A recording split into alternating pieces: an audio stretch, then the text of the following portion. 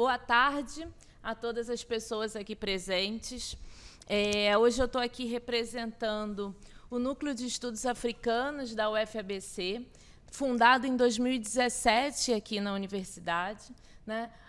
O núcleo ele surge no momento de expansão dos estudos africanos dentro da UFABC, e é importante que se diga isso, porque, assim como a Lei 10.639, né, uma lei de obrigatoriedade do ensino dos estudos africanos e afro-brasileiros dentro das escolas, que foi fruto de cobrança de movimentos sociais e, sobretudo, do movimento negro, aqui os estudos africanos, né, não foi menos do que isso.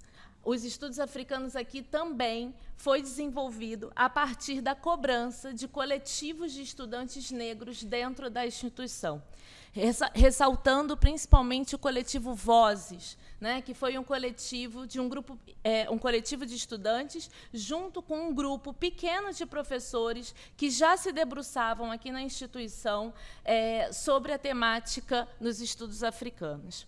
Tá? Então, de lá para cá, à medida que os estudos africanos foram avançando, à medida que as ciências humanas dentro da universidade também foram avançando, lembrando que a UFABC é uma instituição muito nova, né, muita coisa mudou.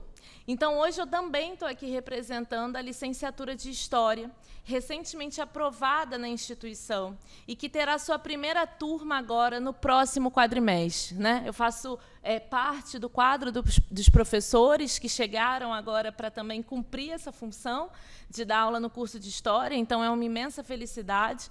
E essa alegria de partilhar essa notícia, né, é justamente vinda dentro de uma universidade que começou pelas áreas das exatas e, aos poucos, foi tendo, então, as humanidades desenvolvida, sendo muito recente o avanço das licenciaturas a partir de 2019, né, desde 2019. Então, eu agradeço muito o convite para integrar essa mesa de encerramento a todas as organizadoras, a todos os professores e professoras que se envolveram, aos alunos e alunas, aos técnicos administrativos e à instituição Perseu Abramo. Então, muito obrigada por poder, né, ter feito o convite a mim aqui.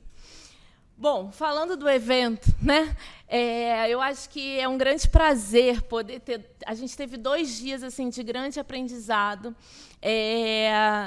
Desde que eu entrei na instituição, poucas foram as vezes que eu vi, né, a UFABC voltada 2, 3 dias para a gente poder debater África, e isso é uma coisa também que os alunos pedem constantemente. Então, esse é um evento aqui muito importante, com debates muito potentes e que possibilitaram reflexões em torno dos anos, então, de independência desses países que foram colonizados por Portugal.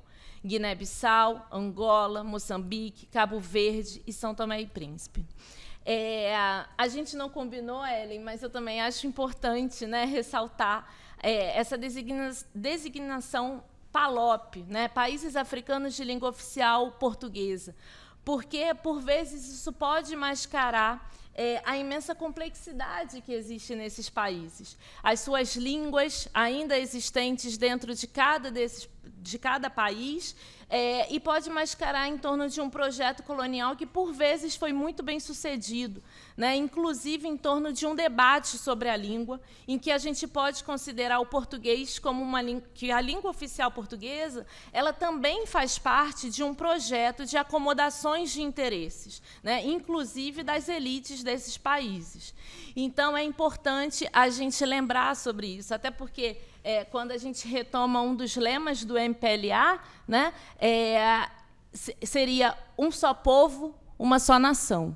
Então, a ideia é justamente tentando silenciar muitas das complexidades existentes aí no país em torno de um projeto de nação em Angola que foi desenvolvido. Então, na história de independências desses países, muitos tiveram que pegar em armas para romper com o colonialismo. Foram anos de guerras que deixaram marcas até hoje não superadas, como nos foi lembrado aqui. Valentim Mundimbe, um filósofo congolês, propõe pensarmos para além, então, dos maniqueísmos que a sociedade colonial trouxe. em que 2 tipos de pessoas foram produzidas por esse sistema, o colonizador e o colonizado.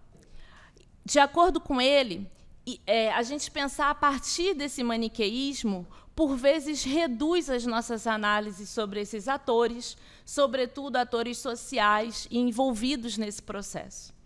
Então, se tem uma coisa que foi muito profícua aqui nos debates propostos, que eu não vou me arriscar a citar os nomes, porque eu fico com medo, né, de deixar alguém de fora, mas os debates todos foram muito profícuos, e eu vou tentar resumir mais ou menos aqui, foi justamente conhecer as diferentes reflexões sobre as questões, a questão principal aqui proposta, né? Diferentes abordagens apareceram aqui.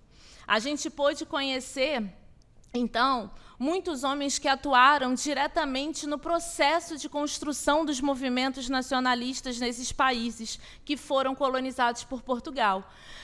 Lembramos a partir desses combatentes, nos emocionamos a partir desses combatentes, mas é importante também lembrar que muitas mulheres estiveram presentes nas linhas desses combates, né? E mulheres que, por vezes, foram silenciadas dentro desses próprios movimentos, ou então tiveram sua questão como ser mulher reduzida a uma ideia do que seria mulher para esses movimentos.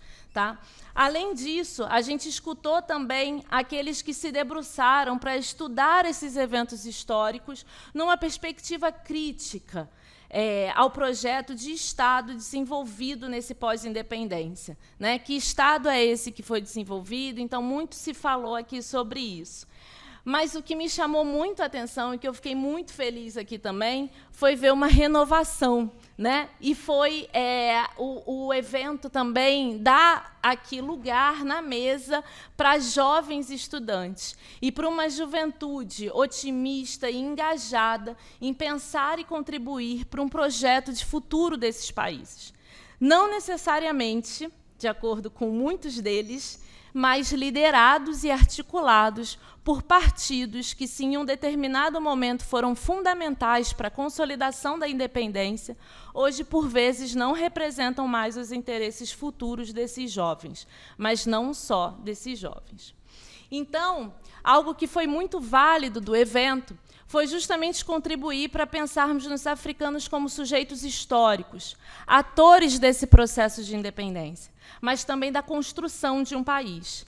E, nesse sentido, a minha fala carrega um otimismo sobre esses anos e sobre o futuro desses países, até porque aqui muito se foi falado entre otimismo, pessimismo, né? E como essas últimas falas, vou tentar trazer um pouquinho de otimismo também. Então, muito aqui se foi falado sobre isso, sobre esses anos e sobre o futuro desses países, porque tivemos um avanço, né? Nos últimos anos, eu pude notar, e a gente não falou sobre isso, mas eu também sou uma estudiosa do tema, nos últimos anos a gente teve um avanço de setores da sociedade civil em muitos desses países, ainda que, por vezes, esses setores sofram constrangimentos e repressões, né? Mas a gente teve um avanço desses setores, e que cada vez mais se debruçam sobre a política e cobram seus governantes. O avanço de debates fundamentais, como as questões de gênero e direitos humanos, ganharam mais espaço também nesses países, né? Muitos dos jovens estão vindo para fora e depois voltam também levando esses mesmos debates. Então, é importante lembrar que esses países não podem ser, além disso, né, eles não podem ser vistos, então, como um grupo homogêneo, por conta da colonização portuguesa, mais uma vez. Eles se encontram em estágios de desenvolvimento social, político e econômico diferentes, alguns ainda com regimes muito autoritários, de grande instabilidade política, já outros um pouco mais estáveis. E os debates aqui desenvolvidos ajudaram muito nessa perspectiva. É fundamental trazer mais eventos, então, desse porte e com essa temática, com tantos especialistas e com tantas pessoas debruçadas sobre o tema, o que contribui diretamente para o avanço da Lei 10.639 e para a gente repensar a nossa própria história política e social de um país que também foi colonizado por Portugal e que, por vezes, nega a presença africana na construção da nossa cultura e identidade. Inclusive, nos chama a atenção uma narrativa de marginalização e invisibilidade da cultura africana e negra no processo de construção e de desenvolvimento do Estado de São Paulo, né, onde estamos. Então, desse modo, precisamos saudar a iniciativa de um evento como esse, que movimenta a universidade e que, ao propor parcerias importantes, possibilita a vinda desses pesquisadores da área num diálogo muito profícuo. Eu termino a minha fala, né, trazendo também uma citação, não vou terminar na citação, que eu não gosto de terminar com citações, mas justamente para ir para a reta final. E aí eu não podia deixar de falar dele, Pepe Tela, né? Eu iniciei os meus estudos sobre Angola a partir do Pepe Tela, então nada mais natural do que também trazer isso. E num livro dele, A Geração da Utopia, então pelo nome do livro vocês já veem, né? Geração da Utopia, escrito na década de 90, é um livro que traz aí todo esse amargor, toda essa desilusão desse processo que, de acordo com o próprio Pepe Tela, não avançou muito além da independência, né? Então ele diz: o colonialista é colonialista, acabou. Dele não há nada a esperar, mas de nós. O povo esperava tudo de nós. Prometemos-lhe o paraíso na terra, a liberdade, a vida tranquila do amanhã. Falamos sempre no amanhã. Ontem era a noite escura do colonialismo. Hoje é o sofrimento da guerra, mas amanhã será o paraíso. Um amanhã que nunca vem, um hoje eterno, tão eterno que o povo esquece o passado e diz ontem era melhor que hoje. Ele traz uma reflexão sobre, né, esse processo de independência angolana, e a literatura, como a Rita Chaves também ontem aqui fez uma belíssima reflexão sobre, né, é através dela que eu também vejo uma construção muito rica, uma reflexão muito rica sobre si, né, o que contribui, na minha opinião, para a gente continuar otimista frente ao futuro desses países. A dimensão revolucionária, que também foi muito falado aqui, ela pode ter se perdido no caminho, de certa forma, como também foi colocado. Mas é na sociedade civil, nos acirramentos políticos, na abertura para as diferenças, que podemos encontrar o sentido de transformação que guiou o caminho para a independência. Então, muito obrigada, gente. Foi um prazer.